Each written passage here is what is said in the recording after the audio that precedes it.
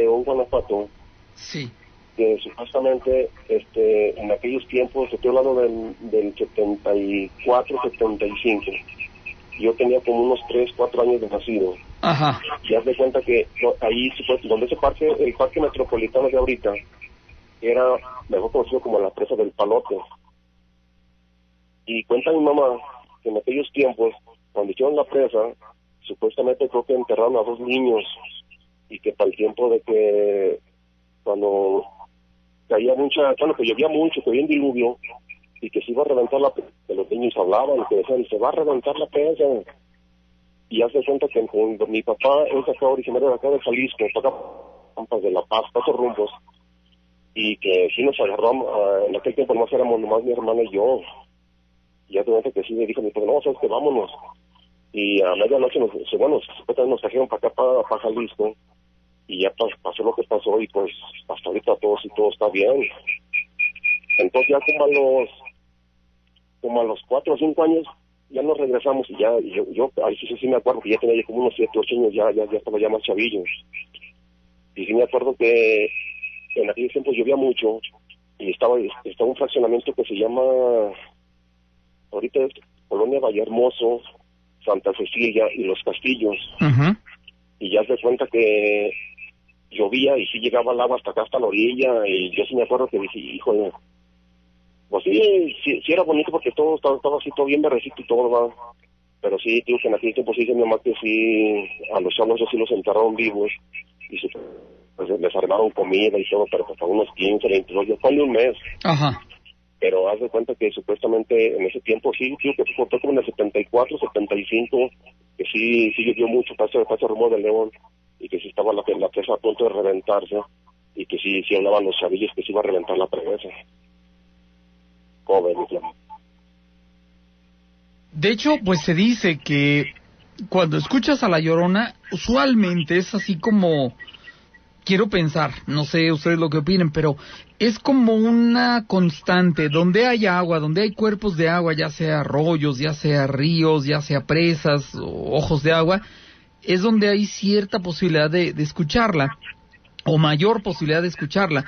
Yo lo entiendo que el agua es un elemento de transición, y donde hay agua, pues les ayudas a trasladarse de su otro plano al nuestro, y por eso.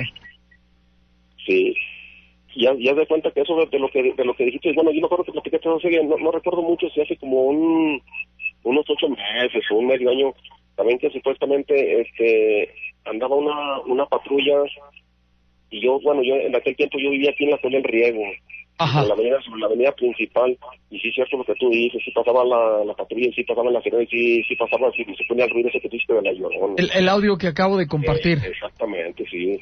Y sí fue en ese año, sí fue como en el 2008, 2007, como tú dices. Ajá. Y cosas, y mucha gente sí se va con la pinta de que nada, que sí. Bueno, ahí te va una vecina bueno, en aquel tiempo tenemos una vecina, una de conmigo, Sí. y esa señora trabajaba en una fábrica. Ya te cuento que para el tiempo de diciembre, que le hicieron su posada, y también por sí se le echó sus cubitas y todo, y dice que se bajó aquí sobre Municipio Libre, sobre la avenida Esfuerzo Nacional, y ya es que está el arroyo que divide lo que es la Colonia El Riego, Libre. Sí, sí. Y dice que ella iba brincando el puente donde brinca uno para lo que es para la Colonia El Riego, y dice que sí la vio, y dice, bueno, ¿sabes? Dice que hasta los borrachos se le quitó. ¿Cómo ves? Dice que sí la escuchó ahí sobre el arroyo. Fíjate que hace muchos años me compartió una señora que ella tenía un marido muy tomador, tomaba mucho el hombre, y que le avisó una vecina, le toca la puerta, era época de lluvias, quizás septiembre, agosto, y que le dijo, oiga, su marido está tirado allá cerca del arroyo, antes de la presa, vaya a asomarse, no se le vaya a ahogar, déjeme voy. Y por las señas que le dio lo pudo ubicar. Fue, lo localiza, y entre su hijo mayor de unos 9 o 12 años y ella, lo llevaban a la casa, y estaba empezando a llover otra vez. A pesar de que había estado lloviendo, escampó, calmó, y luego fueron a levantarlo y volvió la lluvia. Y en eso que iban, dice que empezó a arreciar y a arreciar, y dice, pues ya íbamos bien mojados los tres. Pero en eso se empezó a escuchar el llanto, el grito. No es el, ay, mis hijos que les he compartido en esta noche. No, dice, no es. Es un grito aterrador, es un grito de dolor, como que a alguien le duele algo, pero enorme. Y total que volteo, y en eso enfrente de mí veo una mujer que viene flotando. Dice, pero mientras nosotros estábamos hechos una sopa, o sea, empapadísimos a morir por la lluvia, la mujer traía el pelo enmarañado, o sea, como que el agua no le afectaba el cabello. Entonces dice, yo lo que hice fue gritarle a mi hijo, vete a la casa, vete. Y mi hijo se fue corriendo y yo me quedé con mi marido. Cuando vi que mi marido no reaccionaba y la mujer se nos venía acercando, yo lo dejé ahí y me fui corriendo. Yo le pregunto para esto, oiga señora, ¿y más o menos a qué distancia la vio? Yo esperaba que me dijera 50, 60 metros, 20. Dice, como a 2 metros la tuve. Fue cuando yo ya dije, no, ahí te quedas. Y solté a mi marido que se cayera al lodo y yo me fui a la casa. Ya cuando esperé un rato y regreso, mi marido ahí seguía tirado, ya lo traje y pues bueno, casi lo echó en la carretilla como con calidad de bulto. Pero es uno de los relatos que yo recuerdo haber escuchado, haber tenido aquí en el programa, donde me dicen, la vi y la escuché. También me gustaría contarte 2 relatos un poco pequeños sobre el tema de La Llorona. Adelante, sí. Mira, el primero de ellos surge aquí en el Infonavit Morelos. Mis abuelos, tanto paternos como maternos, los maternos viven en, no sé si ubicas en el Infonavit Morelos, pero viven exactamente una cuadra de lo que es la entrada a la casa del adolescente, aquí en el Parque Héroes, en el Parque Estados, perdón. Ya, sí, cómo no. Y mis otros abuelos, que son los abuelos paternos, viven cruzando Segundo Anillo, que es técnicamente un lado del C4. Ya, sí, cómo no, claro, también lo ubico. Entonces, pues, el recorrido de mi papá para, pues, planchar, como coloquialmente se le llama, era ese de Segundo Anillo, a las canchas, pasaba por la calle de aquí del Kinder y llegaba aquí con mis abuelos maternos. Entonces, ya dice papá que una vez ya estando casados, mi mamá estaba en casa de sus papás y mi papá viceversa. Entonces, ya que se hizo tarde y ya no había quien llevar a mi mamá, entonces le marcan y le dicen, oye Jesús, ¿sabes qué? Ven por Paulina porque no hay quien la pueda llevar. Ah, ok, sin ningún problema. Entonces, mi papá pues sale de con mis abuelos, hace su mismo recorrido de siempre, sin ningún tipo de problema. Y llega a casa de mis abuelos y para esto no había nadie. Entonces sale uno de mis tíos que en aquellos años, estoy hablando que sería del 95, 94, estaba de unos 10, 12 años, y le dice, oye, ¿sabes qué? Pues mis papás acaban de llevar a Pau para allá contigo. Entonces, si te vas corriendo, yo creo que aquí por el templo. Y que va mi papá, pues, a un paso apresurado. Y no sé si ubiques esta calle como, no sé, principal, que sea como la del templo, pero desde donde inicia, por así llamarlo. Ajá. Dice que él iba ahí, donde está como una curvita, que está un súper en la esquina. Dice que él empezó a sentir mucho frío. Mucho, pero mucho frío. Pero fue como cosa normal, ¿no? Desde que aquí estaba el parque y todo. Sigue caminando y ya cuando está aquí por la escuela, él dice que empieza a escuchar un quejido, pero un quejido muy fuerte, a lo que él pues de cierta forma se pone en alerta porque pensó que era un asalto o algo similar, ¿no? Pero él sigue caminando pues con la intención de encontrar a mis abuelos y encontrar a mi mamá y pues verificar que todo estuviera en orden. Entonces sigue caminando, que dice hasta el momento de que él pasa por la afuera del templo del Señor de la Misericordia, que gira ese, pero o sea, fuerte, y ciertamente no gritaba a mis hijos, nada más gritaba un pero con mucho dolor. Entonces después en su desesperación de lo que estaba pasando, él dice que él intenta correr pero no puede y sigue caminando. Y aquí luego siendo el templo de la Misericordia está una callecita que va a dar a lo que es la última parte del Parque Cedazo y lo que es como una parte de Sensata. Sí. Dice que él su reacción fue voltear porque él escuchó que ese tejido pasó por arriba de él. Él voltea y cuando él voltea, él dice que literalmente vio pasar un vestido blanco con cabello que flotaba. No se le vio piernas, no se le vio manos ni cabeza, nada. O sea, el vestido con el cabello y iba con dirección hacia el Cedazo. Entonces fue como un momento de petrificación que le dio y no supe cómo reaccionar, hasta que de repente llegan mis abuelos por atrás, por así llamarlo, sí, y le hablan: Jesús, ¿qué pasó? Y papá pues estaba medio sacado de onda. Ah, caray, ¿dónde estaban?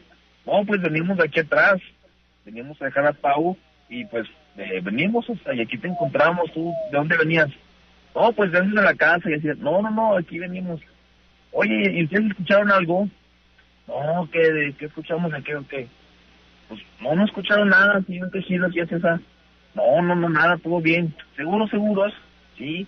Y que ya mi papá se decidió que llamar para acá con mis abuelos paternos y que le preguntó: oye, ¿sabes qué? Dime la verdad.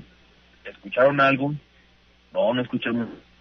Y que mi papá le empezó a preguntar, no tiene a platicar todo lo que había pasado y pues, no llegaron a ninguna conclusión. Y el segundo relato es igual con mi papá y mamá y mis abuelos paternos. Esto fue años, yo creo que unos 2 años después de este suceso. Mi papá entró a trabajar como guardia de seguridad en un fraccionamiento que era lo que hoy vendría siendo algo muy cercano al club de golf campestre. Aquí, según yo, sería como el fraccionamiento de La Querencia, ¿no? Lo que está aquí, sí. El antiguo puente San Ignacio. Entonces, que mi papá estaba trabajando en su turno nocturno y que les había marcado a mis abuelos, pues para que le llevaran un lonche y una cobija porque estaba haciendo muchísimo frío. Igual, se trasladaron hasta allá, hasta San Ignacio. Entonces que llegaron con mi papá, le dejaron su lonche, su cobija y todo bien, sin ningún problema. Mi abuelo comenta que en esos años él tenía un Citation, muy buen carro que nunca fallaba, y que ya cuando venían de regreso el carro empezó a fallar de una forma muy extraña, como se jaloneaba, las luces como que se empezaban a bajar, y mi abuelo sí fue como de que, caray, pues el carro nunca falla, nunca me ha dejado tirado, y etcétera. Siguen caminando y ya casi al punto de llegar al lo que era el puente, ellos empiezan a escuchar el quejido. Parece que iba mi abuelo, mi abuela paternas y mi mamá. Entonces, que iban por ahí y empiezan a escuchar el quejido y, oye, ¿sí lo escuchan? No, sí lo escucho. A ver, pues chéquense qué es. O como que el nerviosismo, pues empezaron como a buscar. Y dice mis abuelos y mamá que ellos voltearon a ver del lado izquierdo y que ellos vieron como de entre los árboles, el terreno que estaba de este lado izquierdo, ellos vieron, como una figura blanquecina venía, pero flotando a una velocidad, pues, algo apresurada, y que mi abuela le empezó a decir a mi abuelo: no, espérate, detente, y que cuando mi abuelo literalmente pisa el freno, esa figura blanquecina pasó así tal cual a centímetros aquí del parabrisas del carro. Ajá. Y se siguió hacia el lado derecho, pero en todo el transcurso que hizo nunca dejó de estar. En cuanto esa figura blanquecina pasa hacia el lado derecho, el carro volvió como si nada y vámonos, partidos para qué las quiero, y nunca más se volvió a tocar ese tema. Y hasta el día de hoy es como de que yo les pregunto y el nerviosismo sí como que les gana, porque yo digo: oye, a ver qué pasó, a ver qué hiciste. No, pues lo que ya sabes. Y yo: oye, pero ¿qué hiciste tú? No hice nada, lo que ya sabes. Claro. Y el nerviosismo como que sí se apodera de ellos. Es que, mira, no sé si estés de acuerdo, pero cuando estamos platicando y cuando estamos hablando y cuando estamos compartiendo, todo queda en un nivel anecdótico, o sea, es una historia, es algo que queda muy sabroso para una plática de reunión, de estar en la fiesta y hablar y decir a mi pariente, a mi familia, le sucedió, pero cuando lo vives se vuelve totalmente diferente. Cuando estás en medio de, cuando estás cerca de, te das cuenta de que no tiene comparación, la verdad, no hay comparación en el hecho de es una plática de que le sucedió o le pasó a cuando a mí me ocurrió. Sí, claro, creo que toma mayor sí sentido. Bueno, Flavio, eso era todo por mi parte. Muy buenas noches y gracias por escucharme. Al contrario, gracias por compartir. Buenas.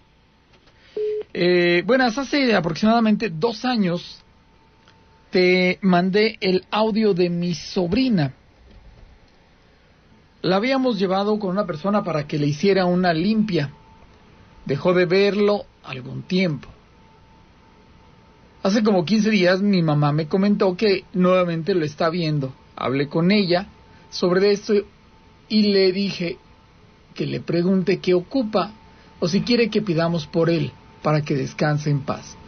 Me comenta que ya le preguntó y no le responde. ¿Qué pudiera hacer para que ya deje de verlo? Saludos, Flavio, gracias. Ese es el audio. No, lo que te dice.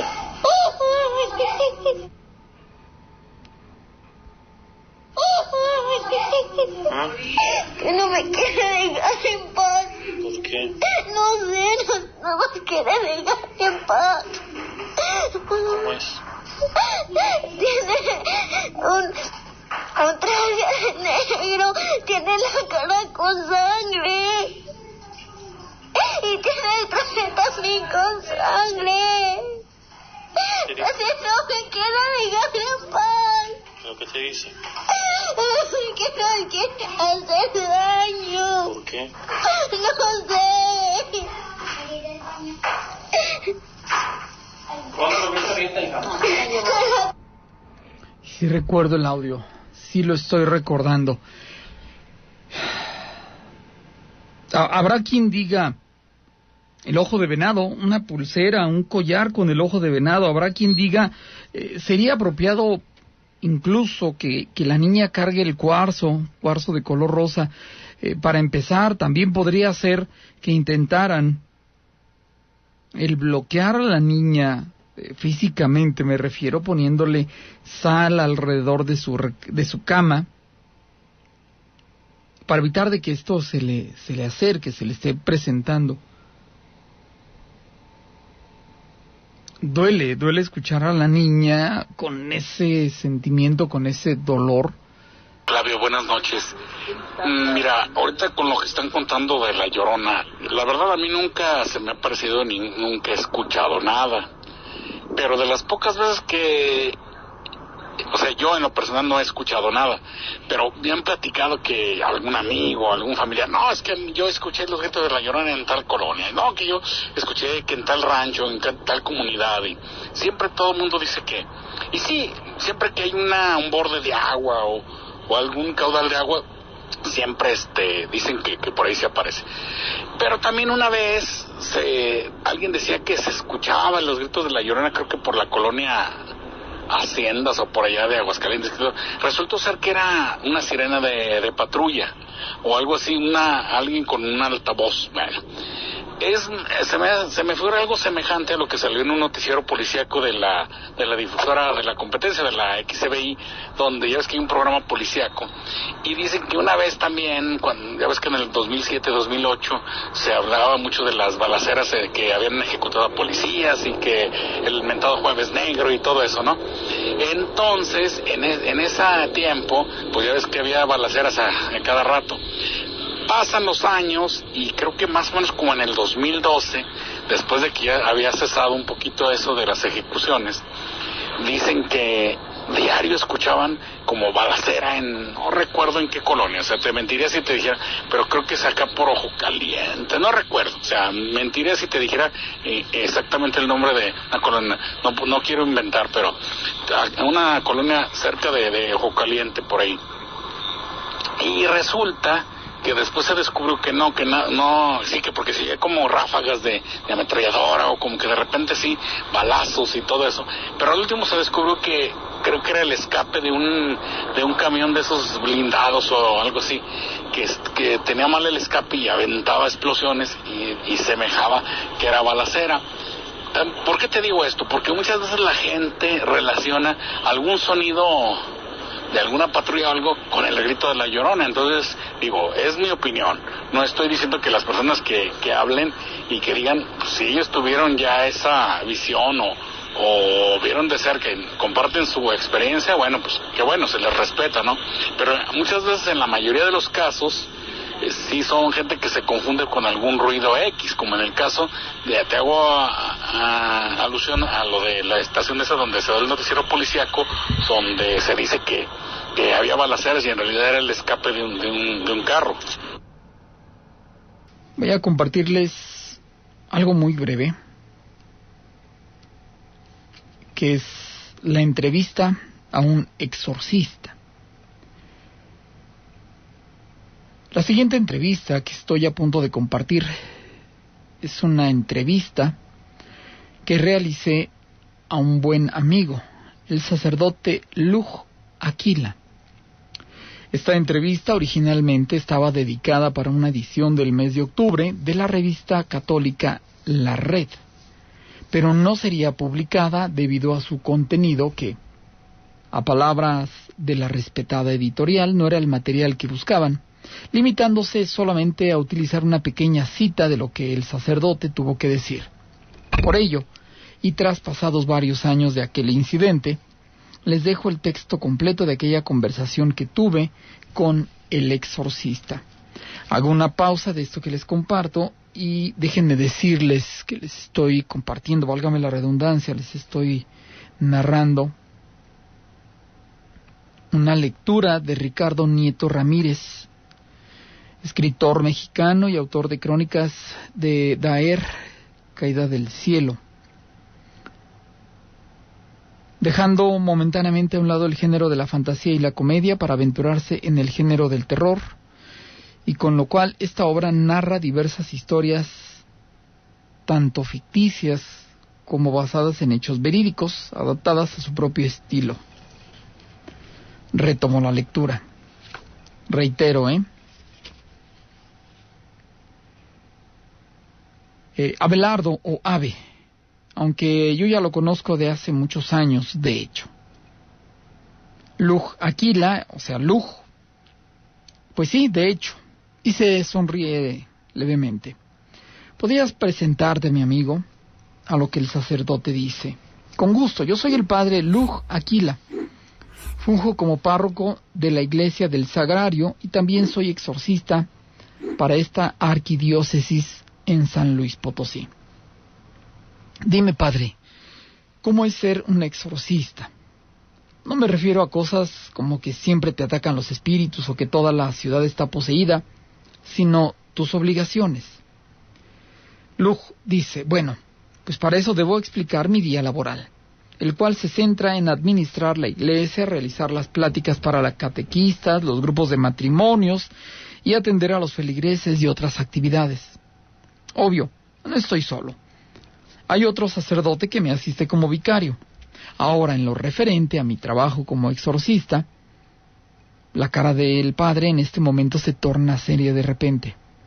Es como ser un policía. Ah, caray, ¿un policía? Exacto, más bien un detective. No es como si fuéramos a un lugar y allí una señora nos dice que alguien está poseso y entramos en la acción. Existe un proceso.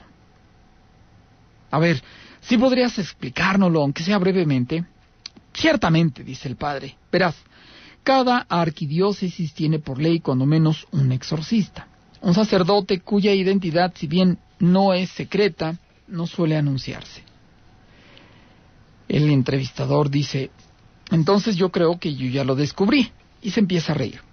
Eso parece, dice el padre. En fin, como te decía, luego de que todas las posibilidades son agotadas, es decir, si la persona no tiene una enfermedad física o mental, no está bajo un psicotrópico, bajo confusión o engaños, o simplemente está mintiendo, es cuando nos llaman.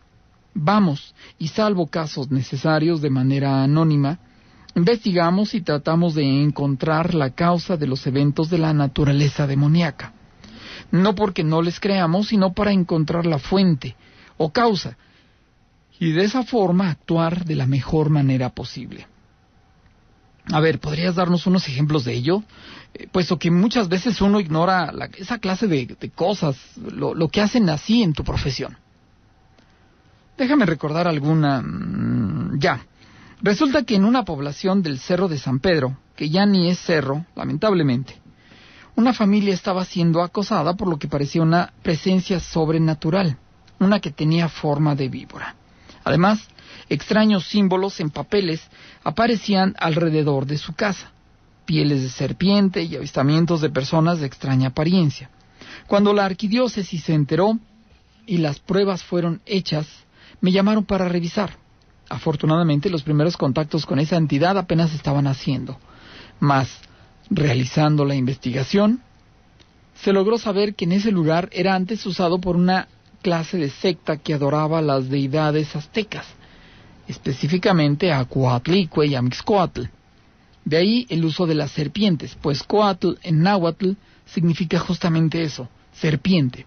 Ellos querían el lugar de vuelta, pero además querían utilizar a las personas como un sacrificio para sus ídolos. Así que utilizando un ritual de purificación y con un grupo de búsqueda conformado por mi vicario y otros seminaristas, buscamos los objetos de adoración que utilizaban. Se escribieron sellos de protección en lugares claves y se llamó a las autoridades para mantener un rondín. Al cabo de una semana, aquellas personas desaparecieron. Se expulsó la presencia que estaba ahí anidando y se hizo una misa en el lugar. Hoy por hoy, esa familia sigue viviendo de manera normal en aquel mismo domicilio. Pero acabas de hablar sobre sellos. ¿A qué te refieres con ello? Verás, dice el padre, si bien las entidades demoníacas no sienten un miedo o respeto particular a las estructuras y figuras sagradas de la Virgen o de los santos, cuando uno con fe en Dios utiliza ciertos objetos santificados acorde a los rituales puestos por la Iglesia y con la fe puesta en nuestro Señor, uno como exorcista puede usarlas para prevenir, lastimar y ahuyentar el mal. De entre nuestro repertorio tenemos la clásica agua bendita, inciensos y marcas hechas con gises u otra clase de formas, para imponer inscripciones y que éstas tengan el efecto necesario. Dice el reportero, eso es bastante interesante, pues tales cosas, muchas veces son desconocidas y nos quedamos con la imagen de las películas. Ahora quisiera que me dijeras, ¿cuál es tu opinión sobre los llamados espiritistas o chamanes, los que tienen el don y expulsan espíritus de una manera secular? Que se cuiden, dice el padre, que se cuiden mucho. No voy a negar que existen personas con ciertas habilidades que no están entrenadas propiamente para estos casos, o incluso utilizan métodos donde en vez de invocar a nuestro Señor, utilizan otra clase de espíritus para su trabajo, entendiéndose como la Santa Muerte o incluso el mismo demonio. Recuerdo el hecho de un exorcismo. Bueno, exorcismo no. El espíritu aún no poseía a nadie, pero la actividad de la naturaleza maléfica ya era muy fuerte en una casa de la capital del estado. Para esto, la familia previamente había usado a una médium que les había dicho que había un portal a otro mundo. Fueron sus palabras, no las mías. Ahora, esta persona los había dejado diciendo que todo este problema la superaba y por ello utilizaron ahora los medios eclesiásticos. Aunque creo que antes habían intentado usar brujos o santeros. En fin, las actividades de naturaleza macabra empezaron a manifestarse. Había portazos muy fuertes, se escuchaban lamentos, en especial en una habitación que estaba a un lado de las escaleras. Apenas estábamos haciendo los rituales necesarios cuando llegó una señora. Se puso unos aceites apestosos y avanzó. Recuerdo, como los seminaristas y mi vicario habían intentado detenerla, pero ella avanzó diciendo que era la hermana del Señor y que ella estaba protegida por un ser superior y sus aceites. Llevaba la imagen de un hombre desconocido al que ella llamaba su santito. Imposibilitados para evitar su avance, la dejamos pasar. Avanzó con la espalda erguida y orgullosa hacia la habitación. Cerró la puerta a pesar de mis advertencias. Se escucharon unas voces y ¡zas! Su grito aterrador. Rápido, corrimos a intentar abrir la puerta, la cual estaba trabada, y ella no paraba de gritar. Luego de lo que fueron 2 minutos batallando, que se sintieron horas, pudimos pasar. Ella estaba tirada en el suelo, jalándose los cabellos mientras gritaba: ¡Quítenmelo! ¡Quítenmelo! La imagen de su santo yacía rota, su marco destruido, y los vidrios habían atravesado la imagen. La jalamos hacia afuera y tuvimos que rociarla con agua bendita, hacer un círculo de oración hasta que por fin pudo calmarse. Ya tranquila, dijo que había visto una clase de ser que primero parecía una mujer con ropa blanca, una mujer que se convirtió en una especie de monstruo con cuernos de chivo muy alta y cuya forma cambiaba cada segundo. Dice el reportero: ¡ah, qué intenso! ¿Qué fue lo que ocurrió? Dice el sacerdote: pues al final, tras una noche logramos suprimir aquella presencia, pero le dejamos la advertencia de que sería mejor que se fuera de la casa. Digamos que hicimos una reparación rápida, un gallito como lo llama la gente. Algo para sostenerse, darles tiempo mientras buscaban otra locación donde vivir, cosa que afortunadamente hicieron. Dice el reportero: acabas de hablar sobre ataques, así que por ello viene la pregunta básica. ¿Has sufrido de un ataque paranormal? Pues más de los que me gustaría, dice el sacerdote. Desde que me hablan en la noche, ojos que observan en la oscuridad, se me ha subido el muerto, he tenido pesadillas, en fin, de todo, en especial poco antes o después de hacer un trabajo de esa naturaleza. Para ello, hay que orar mucho, confesarse, relajarse y saber que estás en las manos de Dios y pedirle fuerzas, ya que el demonio no solo te ataca en las películas, también te da tentación desde dinero, mujeres y para poder avanzar en el clero. Y por ello uno tiene que negarlo, tiene que combatirlo, pues atacará cuando estés más débil, cuando sientas tentación, cuando pienses: estaría padre si me pasara esto. Ahí es cuando se trata de tentar, y uno tiene que tener la decisión y la fe en Dios para tolerar y vencer sus ataques y tentaciones. Una última pregunta, padre. ¿Qué recomendarías para protegerte de esos ataques? ¿Oraciones, medallas, algo? Pues primero la fe y encomendarse a Dios. Luego, ir a misa, confesarse. Tercero, la medalla de San Benito, así como orar continuamente. De ser posible, la Magnífica, aunque toda oración con fe ayuda. Y finalmente, leer el Salmo 91 y especialmente escuchar el Evangelio por su buena nueva.